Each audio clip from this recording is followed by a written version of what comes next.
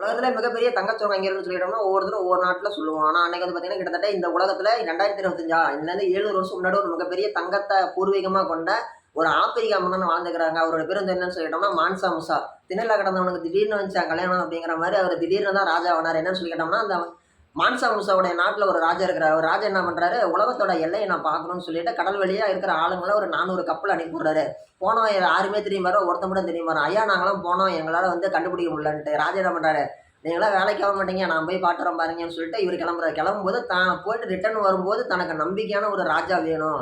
நாம போயிட்டு ரிட்டர்ன் வரும்போது நாட்டை கொடுன்னு சொன்னா திருப்பி கொடுக்கணும். அப்படி நம்பிக்கையான ஆள் யார் இருக்கிறாங்கன்னு சொல்லி அப்படியே தொலைவி பார்க்குறாரு. ஒரு 20 வயசு பையன் அல்லது ஒரு 25 வயசு பையன், ஒரு சின்ன பையனாகிறாரு மான்சா முசா. ஆல்ரெடி அந்த பையனை தெரியும். அவன் கேரக்டர்லாம் சும்மா தங்கமான கேரக்டர். அதனால என்ன பண்றாரு, அந்த பையனை கூப்பிட்டு நான் வர வரைக்கும் அந்த நாட்டை பார்த்துக்கோ, நான் ரிட்டர்ன் வந்து கேட்டாட்டு அந்த நாட்டை எனக்கு திருப்பி கொடுன்னு சொல்லிட்டு இவர் கப்பல் எடுத்துட்டு போறாரு. எதுக்கோசரம், உலகத்தோட எல்லை எங்க இருக்குது.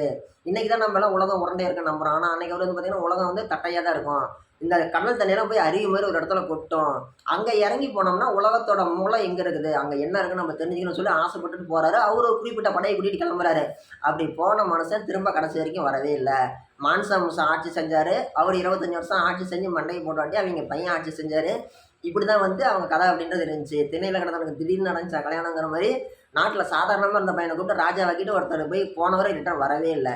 இது வந்து மான்சா முசாவுடைய அதிர்ஷ்டம், மிகப்பெரிய பேர் அதிர்ஷ்டம். இது அவர் வாக்கில் நடந்துச்சு. ஓகே வாங்க கான்செப்ட் கொள்ளலாம். இப்படி ராஜாவான வாட்டி மான்சா முசா என்ன பண்றாரு, நம்ம ராஜா போயிட்டாரு, இப்போ நாம தான் ராஜா, நம்ம நாட்டு மக்களை ரொம்ப சிறப்பாக வச்சுக்கணும், சந்தோஷமா வச்சு நம்ம என்ன பண்ணலாம்னு சொல்லி யோசிக்கிறாரு. அவங்க இருக்கக்கூடிய இடம் வந்து பார்த்தீங்கன்னா கடல், 3 பக்கமும் 4 பக்கம் கடல் சூழ்ந்த பகுதி. இதில் நம்ம என்ன பண்ண முடியும்னு சொல்லி கேட்டோம்னா, உப்பு தயாரிக்க முடியும். கடல் நீரை எடுத்து உப்பளத்தில் வச்சு பதப்படுத்தி உப்பு தயாரிக்க முடியும். ஓகேங்களா, அதுக்கு அடுத்தபடியாக தங்க சுரங்கங்கள் இருக்குது, அதை நம்ம சரியாக பயன்படுத்தலை. அதை வச்சு நம்ம தங்க கிணறு தோணலாம். புலிகேசி தங்க கிணறு தோன்ற மாதிரி நாமளும் தங்க கிணறு தோணலாம்னு முடிவு பண்ணுறாரு. தங்க கிணறு தோன்றாரு. தங்கமும் அளவுக்கு அதிகமாக கிடைக்குது, ஒரு பக்கம் உப்பும் நல்லா வியாபாரம் ஆகுது. இது ரெண்டுமே அன்றைக்கி நாட்டில் ரொம்ப முக்கியமான தேவையாக இருந்துச்சு. இவர் வந்து கிட்டத்தட்ட பல 100 கணக்கான கிலோ எடையுள்ள தங்கத்தையும் சம்பாதிக்கிறாரு. நிறைய உப்பு வித்தும் பணம் சம்பாதிக்கிறாரு. மான்சா முசாவுடைய ஆப்பிரிக்காவுடைய அந்த குறிப்பிட்ட ஆட்சி செஞ்ச பகுதி ரொம்ப வளமான முறையில் வாழுது. ஓகேங்களா, இப்படி இருக்கும்போது ஒரு மிகப்பெரிய ஒரு விஷயம் நடக்குது. ஓகேங்களா, என்னன்னு சொல்லி கேட்டோம்னா, அவருடைய வாழ்நாள் லட்சியமே எதை நினைச்சாருன்னு சொல்லி கேட்டிங்கன்னா, மெக்காவுக்கு போய் தரிசனம் செஞ்சுட்டு வரணுன்ட்டு.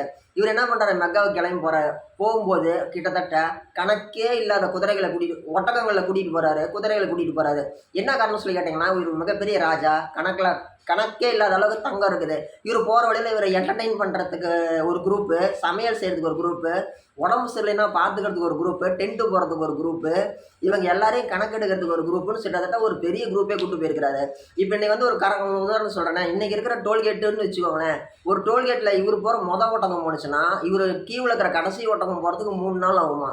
அவ்வளோ நீட்டம் கீவு இருக்கக்கூடிய ஒரு படையை கூட்டிகிட்டு போனார். இப்படி கூட்டிகிட்டு போகும்போது ஒட்டகங்களில் கூட்டிகிட்டு போகும்போது என்ன பண்ணிக்கிறாரு, நிறைய தங்கம்லாம் கட்டி கொண்டு போய்க்கிறாரு. ஒட்டகங்களுக்கு நகையெல்லாம் போட்டு கூட்டு போய்க்கிறாரு. எதுக்காகன்னு சொல்லி கேட்டோம்னா, இவ்வளோ வச்சுட்டு நம்ம என்னையா பண்ணுறோம், போகிற வழியில் இறங்கி கொடுத்துட்டு போனாயா, 4 பேர் நல்லா இருக்குன்னு சொல்லிட்டு என்ன பண்ணுறாரு, போகிற வழியில் எல்லாருக்கும் நகையெல்லாம் கொஞ்சம் கொஞ்சமாக கொடுத்துட்டே போயிருக்கிறாரு. அப்படி கொடுத்துட்டே போகும்போது என்ன இருக்குது, எல்லாரும் நகையெல்லாம் வாங்கிட்டு சந்தோஷமாக இருக்கிறாங்க. யாருமே வேலைக்கு போகலையா, குறுக்க வழியில் இருந்த ஊர்லாம்.